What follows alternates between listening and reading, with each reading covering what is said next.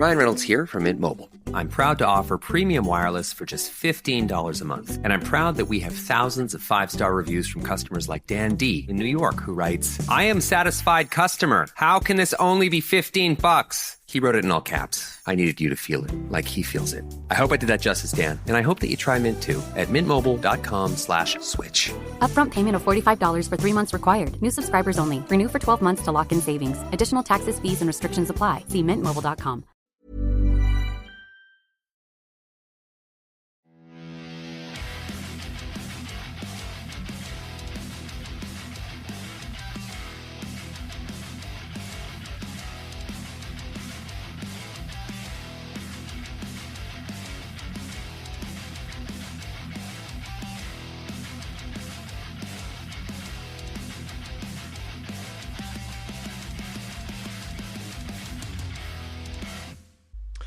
Morning, afternoon or evening, guys. This is Heavy Metal Tones with your podcast host, Tony Evans. I'm going to give you a bit of advance warning. There'll be shuffling noises. Ooh, paper, because I've got lots of notes. And I am very sore, so turning to get my tea is causing me some pain. I went to see a fantastic Iron Maiden tribute band on the weekend just gone. They're called Aces High, the Australian Iron Maiden tribute band, fronted by an amazing female vocalist, Son, and they're just brilliant. And I took my nephew there, and it's been about, I don't know, almost a year between drinks for me at gigs. So 4 or 5 heavy German beers later, and let's just say I have a massive bangover. So my neck is like a 90-year-old's. It really is. Anyway, it's the price you pay, but well worth it in my mind. They were supported by a Guns N' Roses tribute act. Not a fan. I don't enjoy Guns N' Roses, so I enjoyed Paradise City when they played. And they were very talented musicians. Don't get me wrong. I'm not up there playing. They're good on them. But 2 hours of Maiden, and honestly, just go to my new Facebook page, Heavy Metal Tones, guys. You can also message me there. And there's some photographs of the latest gig and a little review, so it might be worth you popping over. Also, while I'm seamlessly plugging, I'd like to, I don't know if I mentioned it before on the podcast, but I had the privilege of interviewing said Mr. Tony Martin of Black Sabbath and other things. A month or so ago, and it was for the Australian online magazine called Metal Ruse. That's metalruse.com for all your underground and metal needs, whether you be in Australia or overseas. Metal Ruse is the place to go. I will put a link in the show notes below. It's also on my Facebook page. You will find also an audio rip on Spotify. I will put that way as well. So if you want more of my lovely dulcet tones, head over there and have a listen to me. Learned a lot from him. It's quite a long interview. It's about 50 minutes. I couldn't pack in all I had to ask him in 15. It was impossible, and he wanted to chat, so it was good. He had his tea, I had my tea. 2 old men talking about music. It was really good. Anyway, so this week's episode, right after that's over, 1 second. Ow. This week's episode, as you can see by the title, is about 2 very, very similar but so very disparately different musical spoofs that have become deeply ingrained in my psyche and probably the psyche of everyone out there listening. Whether you're new to metal or new to heavy rock, you will know something about this, I am absolutely sure. So it's basically the first part. I'm going to talk about Spinal Tap, and then on the B side we're going to talk about Bad News. Now, what can I pack in a short time about Spinal Tap? So a quick brief overview for those who don't know. Spinal Tap is if you've been living on another planet, or you are so new that you have no idea. So Spinal Tap was first conceived for a TV sketch show in New York in 1979. It was just a small couple of minute segment, but it proved very popular. It's basically it's about a heavy metal band from England who are on the wane. So they've had their moment, and it's sort of dying off. I mean, this is '79, so when they wrote this first sketch, so it was before New Album and at the height of punk. So metal was sort of dying off, and it was Rob Reiner, the famous American writer and comedian director, wrote the sketch. It's got Michael McKean, it's got Christopher Guest, and it's got Harry Shearer. They're the three main. So Michael McKean plays the blonde guitarist, Guest is the second guitarist, and Harry Shearer of The Simpsons, and so is McKean as well. All three of them actually is the bass player. And they have amazing, although the names weren't given to them in the TV series, in the TV sketch show, it wasn't until the movie was produced they were given their names. I've tried to find the TV clip. I can't. For those of you can, that'd be great. Let me know. It's probably on YouTube, but I'm just not looking for it correctly. They've produced lots of albums. Well, a couple of albums. They are all musicians. Interestingly, like.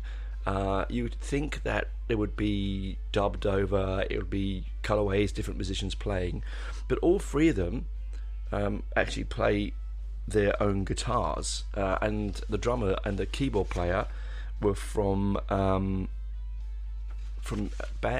already in bands. I made notes here. Let me just get you here. Oh, yeah. So the keyboard player, David Caff, or Viv Savage is his movie name, was from a band called The Bird, and R.J. Parnell's drummer, he was from Atomic Rooster. So, these are, I mean, I don't know about The Bird, a rare bird, I don't know how to tell you, I do know about Rare Bird. Rare Bird and Atomic Rooster, so quite big names from the late 60s to early 70s in America. So they go and set about, I think that sketch was sort of put aside and then played again on Saturday Night Live a few different times and different variations. And then with the zeitgeist of the moment and the massive explosion of heavy metal in the UK from 80 to 83, new album or new wave of British heavy metal. I think they decided, well, there's legs in this. Let's make a movie. So they went into the UK and they shot this movie. Now, I'm not going to go about the full story of it. I don't want to break down the whole story. Needless to say, it's about a band that, so they're on their tour. It's a comeback tour, and they're playing really shitty venues. They're playing like they at one point they're playing on the bill where the Muppets are above them, and then they get their names misspelled, like Spinal Top. They play an Air Force base, and it's basically it's a great sort of vox pop kind of gonzo filmmaking style, where you've got behind the scenes shots where they're walking around to try and find the stage, and it takes them a good 5 minutes of wandering around back to get onto the stage because they just can't find their way on. They have these big pods that come down, and Harry Shearer is this hairy bass player, looks a bit like Lemmy, and I think he probably is almost based on Lemmy. He can't get out the pod, and they're trying to get him out, the roadie's trying to get him out, and the song finishes and he comes out and ta-da, he has to go back in the pod quickly and it shuts on him. They order a Stonehenge. Now Nigel, the second guitarist played by Guest, is done brilliantly. Now I know Guest is English by birth, so he got this really well, but he's got that sort of thick if you dig deep into your thoughts and you think about how we think about what people out in the street think of heavy metal musicians, not so much now, I don't think, but maybe back 20 years ago, they all thought we were stupid because it was Neanderthal type music, wasn't it? It was hard and fast and aggressive, so we're all really stupid. It's like trying to say that all punks are stupid, which is absolutely atrociously wrong. And right off, as I mentioned last week, very intelligent people, most of them. So, you know, he had this great sort of chewing gum, stupid feel. Like, you know, there's a bit where he falls over and he can't get up, and they're spinning him around, you know, and he's collecting guitar solo on the floor. You know, they ask him what we want to be if he wasn't in the band, and he said he wanted to be a haberdasher. He wanted to sell he wanted to sell bags, and you know, he's got a T-shirt on. It's got, you know, a replica of his chest, like one of those 80s T-shirts with a skeleton chest on there, the ribs. And he's like, you know, it's not the actual colour of my skeleton, but it's not, you know, it's the representation. It's just so fantastically grabbing the zeitgeist of the moment, you know. And of course, it's full of wonderful quotes. So yeah, so back to back sidetrack. So yeah, they can't get. They're trying to get a comeback. They're trying to get a comeback album. They have a manager who's very, very, very similar to my Iron Maiden's Ron Smallwood. He carries a cricket bat around with him, and he takes no shit from no one. But they get rid of him, or he leaves. I can't remember now. I think he gets sacked. And McKinnon's character decides that he's going to hire his wife to do management and to do costumes, which is really, really stupid, because she has no idea. There's a great line where she says, they're listening back to the album, which is, it was called Smell the Glove, and there was a time back in the early 80s, and I love this time, and I really do love this time back then, when album covers were, let's be honest, there was a wild west frontier of artwork, like Video Nasties. Anything went, right? And so some stuff was really sexist. Sorry, I'm not condoning sexism, but some of it was sexist, some of it was vile, some of it was really badly drawn. And they got an album called Smell the Glove, which, let's be honest, is a fantastic pastiche on some of the British albums that were coming out around that time. And the original picture was a lady with a dog collar on all fours being held and smelling a glove in front of her. Now, yes, it's offensive, possibly. For wokes out there, it's very offensive. I don't give it. I personally don't. I think it's all personal taste. Anyway, they can't get it printed, so they just get it made in an album. It comes in just completely black. And there's a great bit where they pull out the black cover. They're going through the records. They just got them in, and they pull it out, and it's jet black, and they're all moaning about it. And then Nigel Tufnell, that's Guest's character, he goes, "How black can you get, man? It's so black. It's like black. You know, it's like they're trying to justify the cock up that they've got. You know, they're doing.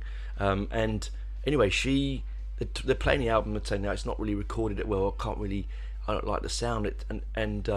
She chimes in and goes, "Well, what do you expect? Well, you can't really record Heavy Metal in Dobley." And so, you know, they're all looking aghast, you know, Dolby, you know. But, you know, so that goes wrong. Nigel leaves, and then they get back together again, and they just keep touring. There's some just wonderfully sad pathos moments, where they're watching the TV, and because originally the band was the myth of the band is they were formed in '69 as a hippie band, and called the Flower People, the Flower Men. Oh my God, people are going to kill me if I get that wrong. Anyway, 1 second. The originals, then the Thamesmen, not the Flower.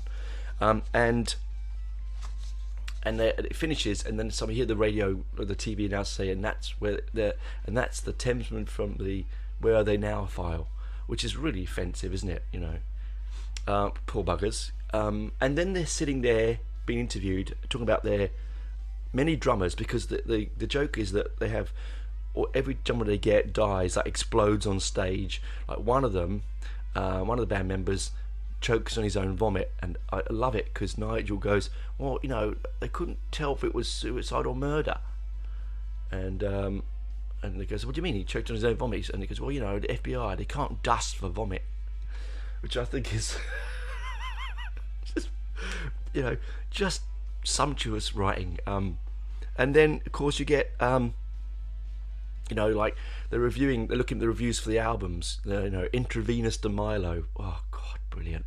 One called Shark Sandwich, and it's a 2-word review. It says a shit sandwich, and they said they can't say that, can they? They can't say that.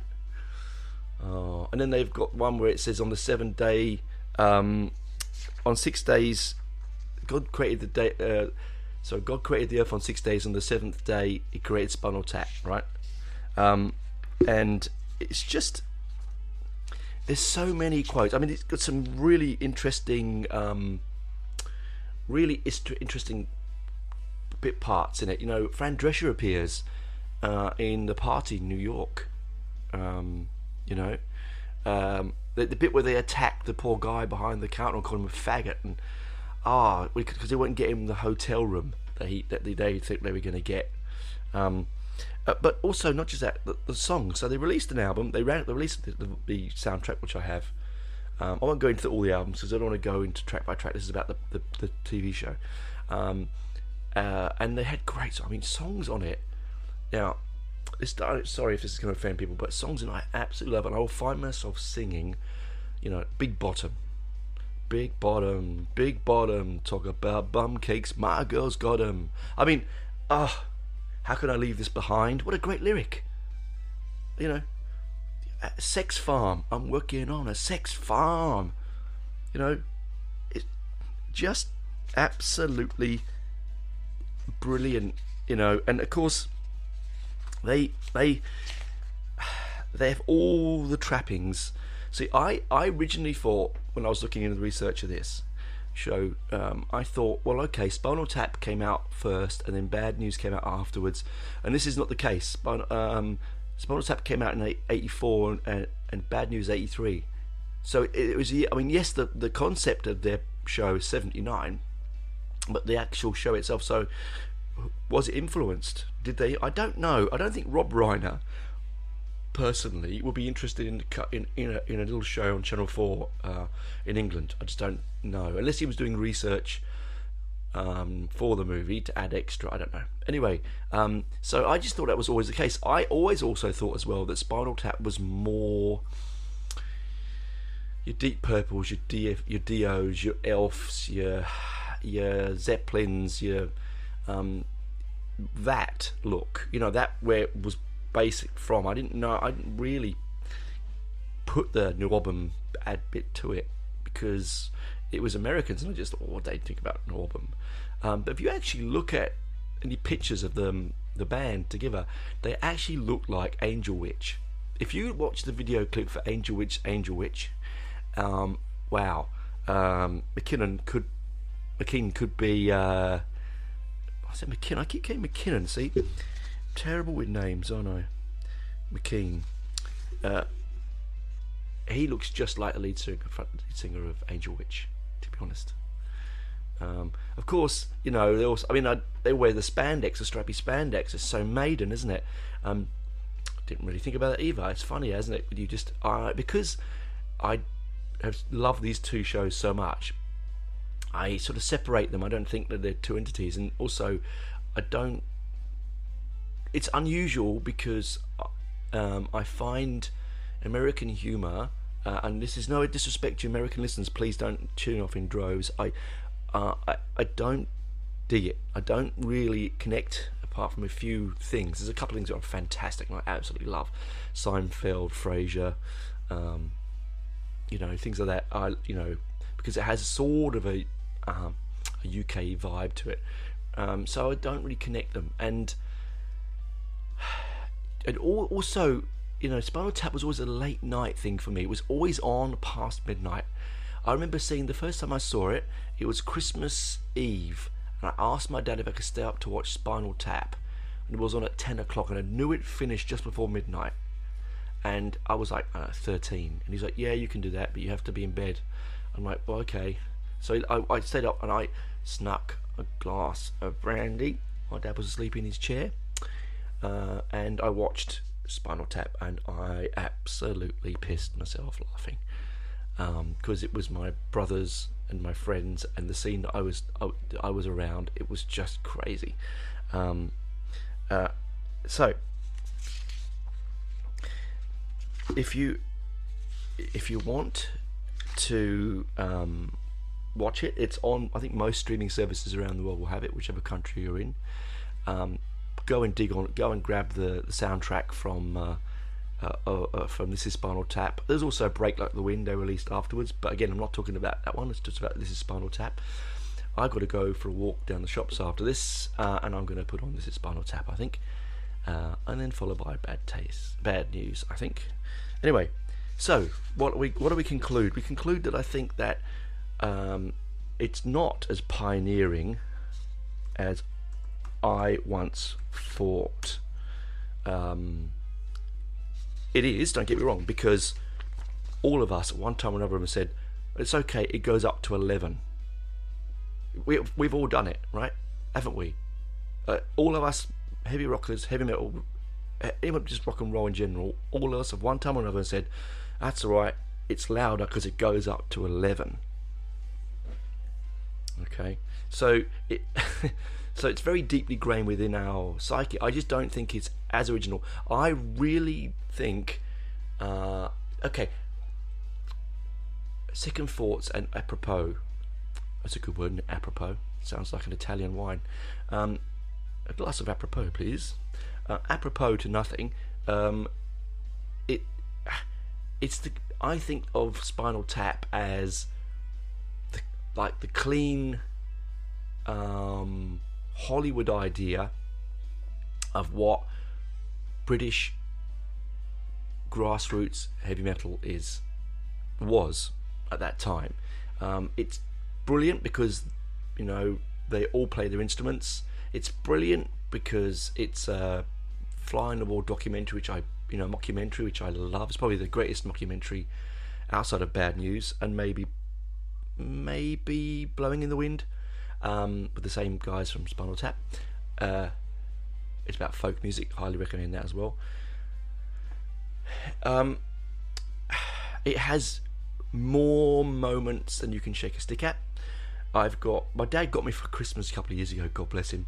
He got me the Spinal Tap biography special. It's an amazing book. It's got postcards, posters, fake information, tour information, record behind the scenes recording. It's just crazy. Of course, Spinal Tap went on to tour. Friends of mine did see them. They're apparently very good live. A host of different musicians have played with them. Brian May, Slash, Lukather, Steve Lukather. I mean, lots of people have played with them. If cast your mind back, guys. Go back in time with me. Come back. Go back in the midst of time to the early to mid 70s. There was a slew of bands that were not really what they were or said they were. Now, the main one that I'm thinking of is the Wombles. Now, those out there who know no idea what I'm talking about, you people in countries that may not have had the Wombles, Google them, YouTube them. They are bears, sorry, not even bears, they're just furry creatures that live on Wimbledon Common. They clean it up. They were an animated show, and they were so popular that they released albums, and there were guys in suits, and they were very, very, very big singles. The big one was Remember You're a Womble. Remember You're a Womble. Big, right? In one of the suits was Chris Spedding. Chris Spedding is one of the best guitarists you have never heard of. He helped produce the Nevermind the Bollocks. There's rumours that he played on Nevermind the Bollocks, which is absolutely shameful because it was Steve Jones. There is no doubt about that. an amazing guitarist. But it was not the people in the suits, funnily enough, would you believe it, playing the music. So there was a slew of that where Spinal Tap came on and they actually played their music. And Keane is actually a really good guitarist, so is Guest. And Harry Shearer is just Harry Shearer. He can do whatever he wants, that man. He always looks like a tramp, doesn't he? He never looks like he's actually had a wash or a shave, or even attempted to look. I mean, when you earn that kind of money and that kind of fame with The Simpsons, you don't know, you do what you want in it, I suppose. But it was always Spinal Tap first. Anyway, I've gone over on this first part. I'm going to reheat my tea, I don't have a microwave, I'm going to reheat my tea and make another one. And then on the other side, we're going to come and talk about bad news. But yeah, do yourself a favour, get the movie on, listen to the soundtrack, enjoy the quotes. They are numerous and continuous, and you will laugh from beginning to end, and you will start whistling Sex Farm, Big Bottom, and you'll just be like, why, what? Wait, what? Why am I singing that song in public? You just will be. Alright? Anyway, I'm about to get another cup of tea. On the other side, we'll talk about the British counterpart, Bad News.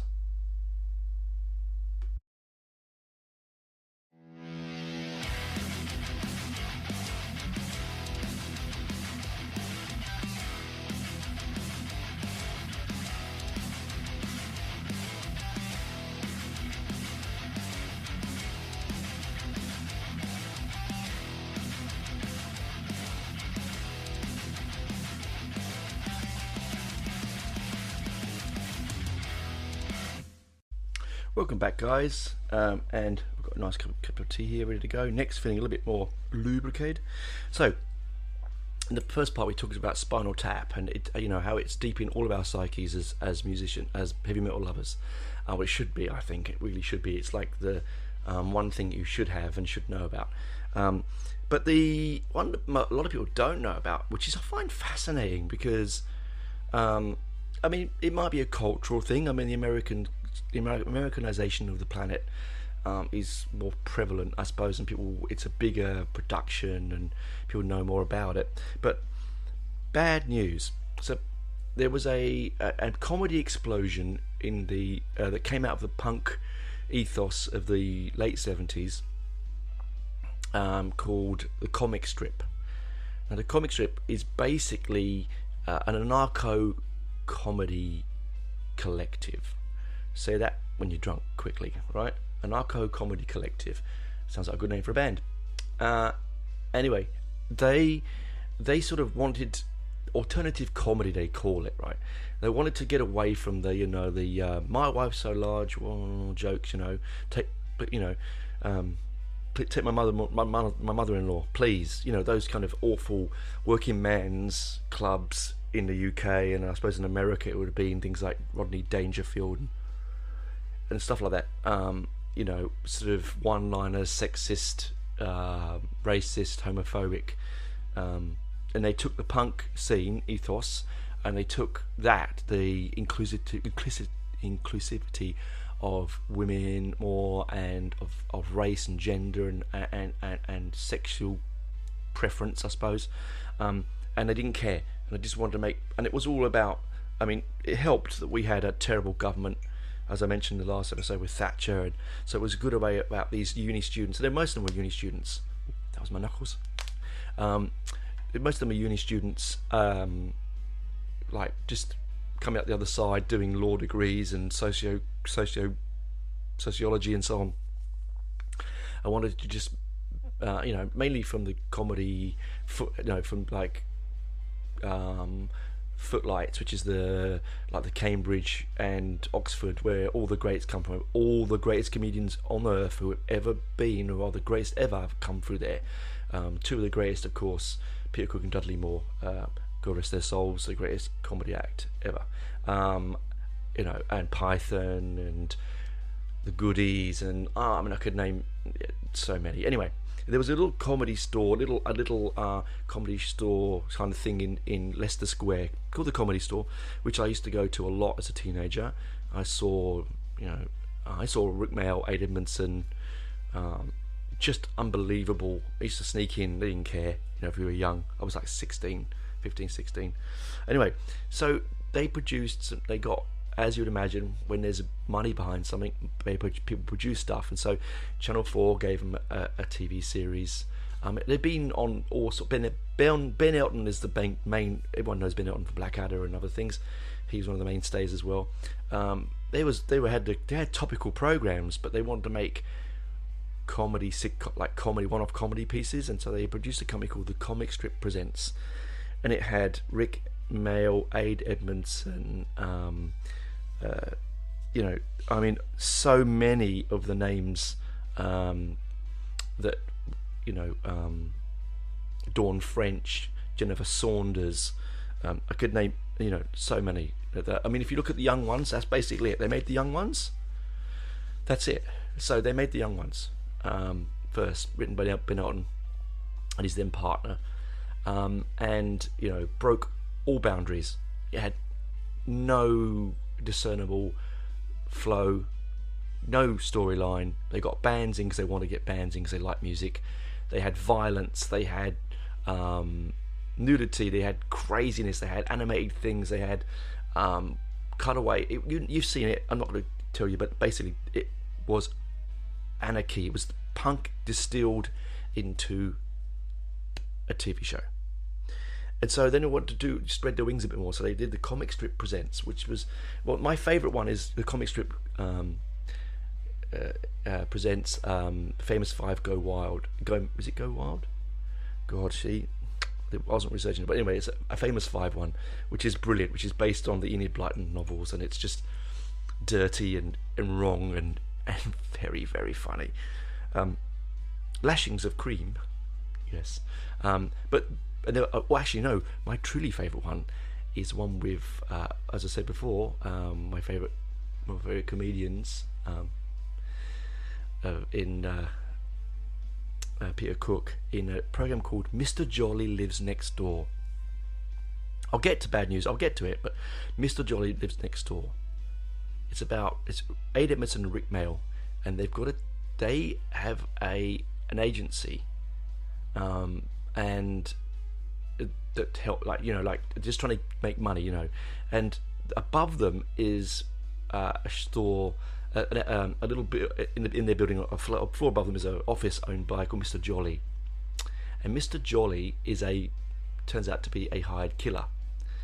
Okay, they get mixed up communications, and they get the information that says take Nicholas Parsons out. Now, Nicholas Parsons, to you that don't know, was a famous TV presenter in the UK for a very, very long time. Much, much derided and laughed at, also much loved. And also he was very much game for a laugh, was Nicholas Parsons. So they think take him out as in take him out to see a show. And turns out that they then get told to kill him, otherwise they'll get killed. So they try all sorts, shoving hand grenades in the doors, which they can't get them in, so they put them in their pockets. It's hilarious. Anyway, that aside, that's my favourite one, non-music related.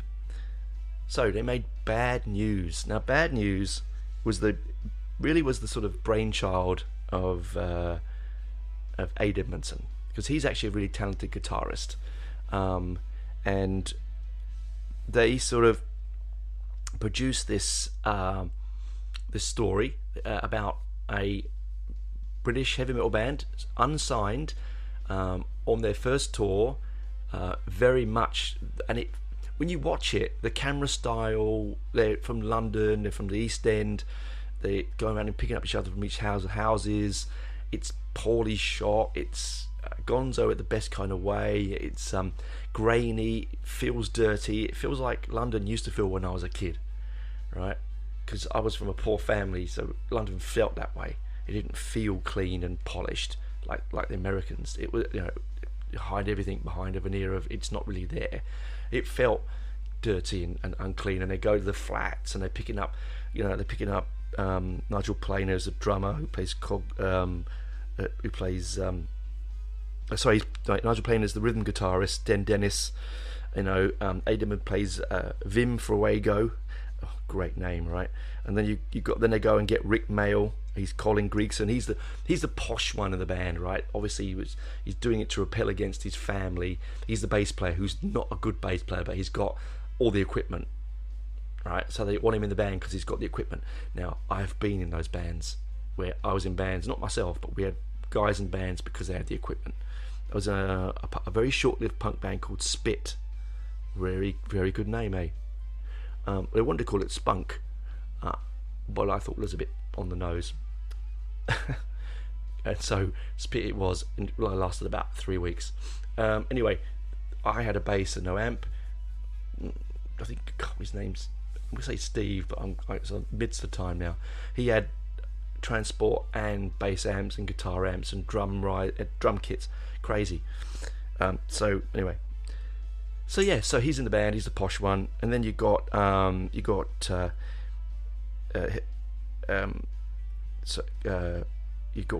Peter Richardson on drums, who plays Spider 8 Legs Web. He's great, got a lovely laugh, like typical kind of parody of stupid drummers. And what it is about them touring up and down the country with this, it's like they're being videoed by Jennifer Saunders. She's like she's a good parody of the music press reporters that were from the NME and from Sounds at the time, and not from Kerrang, because Kerrang was just sort of burgeoning out, but and so she's got the short haircut, the punky haircut, the black jacket and the makeup and the swagger, and they pick up Dawn French on the way. She's a schoolgirl and she's underage. Not that anything naughty goes on, I'm not saying that, no, she'll be in school. They just pick her up, take her to the gig. I think it's safe because, in some respect, because if you look at it in the back at it, because in the crew is Jennifer Saunders, so it's two females. It's not weird, and it's about their failed gig. There's a wonderful line in it where they're driving up the motorway in this van that can barely start, that's owned by Nigel Planer, and someone says something about not being heavy metal, and he just pulls up, and he gets out of the van. He's like, I'm not going anywhere if we're not heavy metal. What are we? I thought we were heavy metal. And in the middle of the motorway, and then they have to take the shot of them coming under the flyover so many times because the cameraman can't get it. The cameraman director starts fighting with the band. Vim he's just the guys out there that have been in bands, like myself, and I'm sure there's a lot out there, we've all been with players like him who have talent but don't really, they're a bit one-dimensional, and then they want to take over everything. So when they do the solo, like Steve Harris, I love, God bless you Steve Harris, but you always want to be the centre of the stage, don't you? Sometimes Bruce gets a bit funny and has to knock you out the way, but at the early days, Steve wanted to be in the front. I don't blame him, it's his band, right? And you have that much talent, do what you want. Anyway, they sort of they've recorded a few songs, and they've released an album, Bad News, which I have, which is fantastic, and I know Matt loves his copy, and he plays he released a Christmas single, and Cashing In on Christmas, brilliant, fucking brilliant, and I think he plays that a lot, as old Matt. Now, I didn't see them at Donington in '86, because they did play at Donington '86. I went the following year, '87. Or was it 88? No, 88, I apologise, I tell lies, 2 years later. And it's a apocryphal story there, because they came on to people chucking containers full of piss at them, which they did a lot of that Donington, right? Beer cans, piss, all sort of shit. And Aid has a guitar, and he's a special guitar that he absolutely loves, and he's had all his life. His dad bought for him, I think, and he really treasured it. And Rick came on, grabs it and smashes it, if I remember rightly. Now, I know that it really upset Aid for some time. I think that Rick, God bless his soul, replaced it. There was a fantastic bit in the sequel, Bad News, the second one they made, where Rick gets out of bed and he's wearing a Marillion shirt. You know, my heart sang when that happened. I'm like, oh. Now it's so uncool to be a Marillion fan in '84, right? But it was like, oh, he's wearing a Marillion shirt. It was actually if I remember rightly, it's the Market Square Heroes. No, yes, it's the Market Square Heroes 12-inch cover on the t-shirt. Anyway, so really interesting. They had, I think Brian May also, because they released a single that did very well in the charts, the Bohemian Rhapsody, and that actually had Brian May on it, I think on the video as well. They weren't new to releasing a single, because the if anyone remembers the Red Nose comic relief single Living Doll with Cliff Richard, you know, where Ade Edmondson was so loud when they recorded the single, because it was the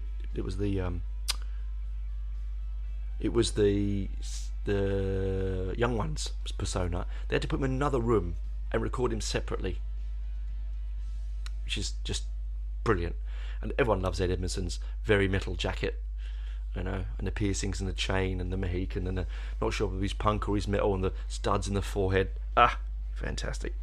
And they played in the Marquee Club with guest appearances by Jeff Beck, you know, only like God, Jeff Beck, right? Brian May, and they also opened for Maiden. I didn't know this till I did the research. I'm not sure what tour it was, but if anyone out there knows who was there, I'd love to know. But I'd say it was probably something around it had to be something around Seventh Son of a Seventh Son. Got to be no, that's 1990. Might be, or it might have been somewhere back in time. I don't know. Anyway, you know, they've been releasing stuff regularly. Sadly, we lost Rick Mail of a heart attack after he came back from jogging a few years ago, back now in 2014. But the difference between the two, okay, so I'm rambling here because I'm going to go close to an hour, I think, but the difference to the two is that I'm culturally more connected as a British heavy metal lover, not weirdly, to Bad News, because of my love of the anarcho side of life and the punk side of life, than I am to Spinal Tap. I deeply love Spinal Tap, and I have, you know, I can quote it ad nauseum, you know, but you know, there's a great line in the second, and I've used this in my time with people when they roll their eyes at me, that where in the second, when they make the sequel, Bad News on again, is it Bad News on Tour? That's the first one. Excuse me, I think it's just Bad News Rise Again. More Bad News. Sorry, that's it. In 1988, they go into the record shop to go and try and buy one of their singles, and the guy behind the counter can't find it, and he goes, "Is that on the Frilly Pink label?" And they go, "Yeah." So he goes, "Would you like anything else, girls?" And they call it long hair. They jump over and they're trying to smack the shit out of them. It's hilarious. And then they try to do the video with them on motorbikes and the wind machines, and you know, and all they're interested in is the crates of lager that's kept in, that they're getting paid. You know, they don't realise they're out of so much in debt for this shitty single that they're releasing that's going to go nowhere. I am more connected because I'm only, you know, 6 years or so younger than they were when they recorded and made the album and the TV show. So it's sort of, whereas with the American Spinal Tap, it was more of I think if you love your heavy metal, you'll go to Spinal Tap first, because everyone does, and then you'll go to Bad News. And you know what, if you've got a love of British comedy and that sort of cheap production that Channel 4 were pumping out in the early days, because they had no money, it was a new independent channel, very new actually at that time. I mean, you won't believe this now, with the proliferation of thousands of channels, particularly in America. We only had 4 channels. The thing about that is, though, when you're limited, you make great stuff. When you have unlimited resources, you make crap. And honestly, that's what happens. It's one of the reasons why American sitcoms leave me cold. Great sitcoms, and I do study comedy, and I'm probably going to do a separate podcast for that, and a YouTube channel. I'm thinking about it. Great comedy is it's short bursts, you know, six episodes, 3 series, done, get out, go, don't come back. The only series that really sort of defies that or goes against that for quality is Dad's Army. Again, very British, okay. Seinfeld possibly, Frasier possibly, as I said before. So that's what I'm saying. So when you've got a small amount of money and a small amount of time, you infinitely use your resources with greater respect. And I think that's why I sort of love Bad Taste more. Or no, oh God, no, I shouldn't say that. I can't. I love them equally, but they're just two different things. Culturally, those guys at the other side of the pond are going to love Spinal Tap, and of course they are, because it's just well written, well directed, well produced. It's almost faultless. But there's just something about Bad News. As you can see, this section is a bit longer than the first section. I have sort of more connection, but do yourself a favour. You can. It's a bit more difficult to find Bad News. I had to go on Daily Motion to find it. It can be on some streaming. I'm sure overseas. We're limited in Australia to what streaming we can get, unless you've got a VPN, and I don't do all that shit. So find it on YouTube if you can, or someone's got it on DVD or VHS if you're still using that. Or, as I said, it's on YouTube. It's on Spotify. Grab it, listen to it. You'll absolutely cack yourself, both Spinal Tap and that. So anyway, that's me rambling on and over. If I've missed anything, as I usually do every week, I always finish an episode and go, shit. Like last week, I had so much more to say about the Ramones. Anyway, that's a follow-up episode, I suppose. Enjoy it. Keep safe. Do come and see me on my new Facebook page. You can now talk to me there or message me there at Heavy Metal Tones on Facebook. My podcast will pop up there, but as of the 2nd of June, Facebook's taking it away. I don't know why, but they're just taking it away from everyone, that facility. So I can still cut and paste it in there, but it won't pop up automatically. You'll have to go to your normal places. I'll also put in the show notes a link to the Aces High and to my interview with Tony Martin. I'm going to be doing more interviews. I've hopefully got some lined up with Tony Doolin for Venom, for the new album coming out. I did have one set up for Dick and Schneider from Accept, Accept, but that's unfortunately fallen through at the moment. That might come back. Anyway, also have a good peruse around Metal Ruse. It's a fantastic resource, a great reviews, not because it's my reviews are on there and because I run the review page, but it's because it's just a well-made place to be. So that's me over and done with. Keep safe. I'm going to go and refresh my cup of tea, go for a walk, stick on Spinal Tap and Bad News loudly, and have a giggle to myself. So keep safe, keep away from anything horrible, keep rocking, and we'll talk to you soon. Bye guys.